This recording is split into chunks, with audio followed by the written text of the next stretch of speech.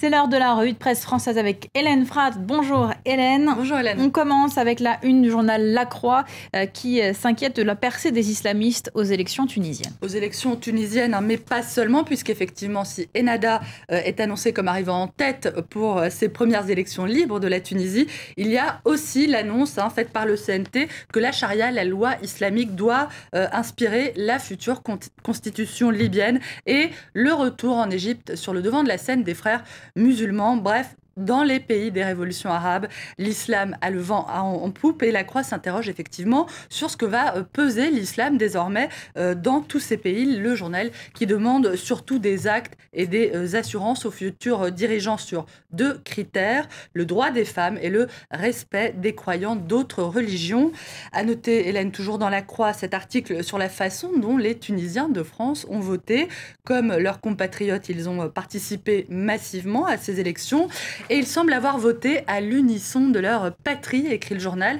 Eux aussi ont placé Ennahda en tête. Alors pourquoi ? D'après un politologue, il y aurait plusieurs raisons à cela. Tout d'abord, la volonté de revenir à un ordre social et politique après les tumultes de la Révolution, mais aussi la volonté de récompenser la résistance d'Ennahda qui a été très durement réprimée sous Ben Ali. Et puis, côté français, une forme de réaction à, je cite, la stigmatisation des musulmans en France, notamment depuis le débat sur l'identité nationale. Et ces élections font aussi la une du Parisien ce matin. Le Parisien qui titre sur cette ombre des islamistes sur les pays arabes en revenant sur l'inquiétude des Occidentaux face à ces changements.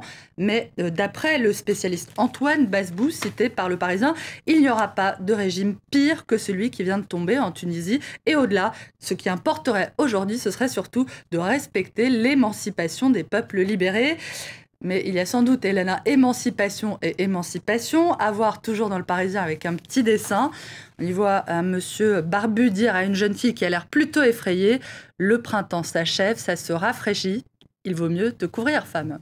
Des inquiétudes occidentales, mais pas seulement. C'est du côté des laïcs, plus généralement.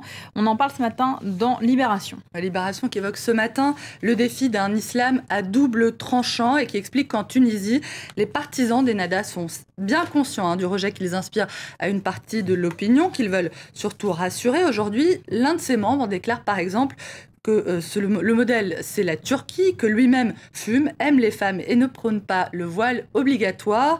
Des propos qui ne suffisent toutefois pas à convaincre ses opposants, qui évoquent un parti devenu au fil du temps une vraie machine de guerre dotée de réseaux efficaces, constitués tout au long des 30 ans de clandestinité.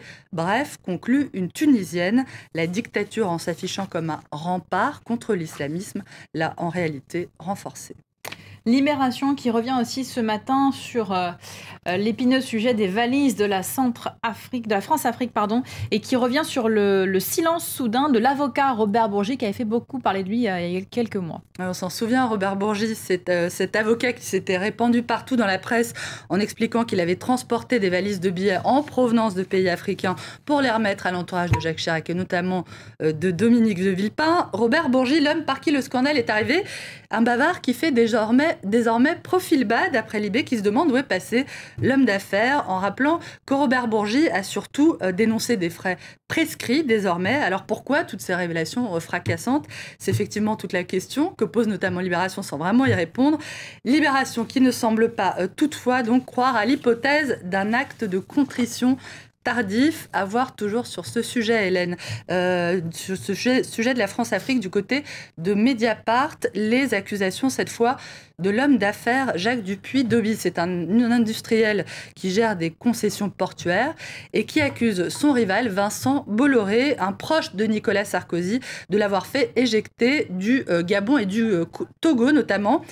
Mais ce n'est pas tout. Ces accusations, les accusations qu'il formule sont graves parce qu'il explique à Mediapart qu'on est passé ces dernières années justement de la France-Afrique des mallettes à la Sarc-Afrique des concessions. En clair, que le président français aurait fait pression sur plusieurs chefs d'État africains pour que son ami Vincent Bolloré décroche des concessions. L'industriel qui utiliserait en réalité Nicolas Sarkozy comme son VRP de luxe. Fin de citation. Sans commentaire. Merci beaucoup Hélène, c'était la revue de presse française.